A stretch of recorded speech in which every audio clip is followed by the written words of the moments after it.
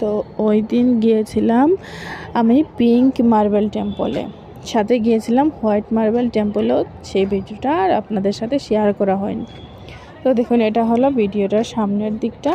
এখন আমি ভিতরে, কত সুন্দর মন্দিরটা, এত ভালো লাগে। ওইটাও কিন্তু ওই পিঙ্ক মার্বেল থেকে 100 মিটারের মধ্যে। এটা হলো ভিতরের জায়গাটা। তো ওইখানে গিয়ে জুতো রাখবো, জুতো রেখে তারপর যাব ভিতরে। এই যে চলে আসলাম আমি ভিতরে, মন্দিরের ভিতরে চলে আসছে। এখন যাবো ভিতরে। এখানে কিন্তু ফোন এলাও নয়।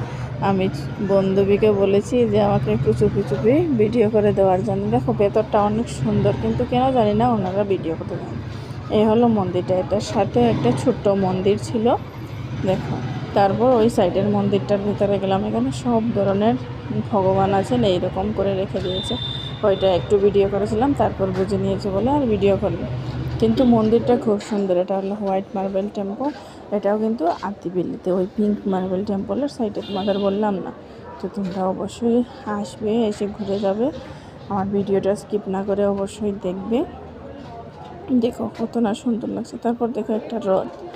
এটা সাধারণত আমি হ্রদ দেখেছিলাম মহাভারতে। দেখো হ্রদটাকে কত সুন্দর গ্লাসের মধ্যে সাজিয়ে রেখেছে। দেখে আর ভিডিও না করলে কি হয়, তাই একটা ভিডিও নিয়ে নিলাম।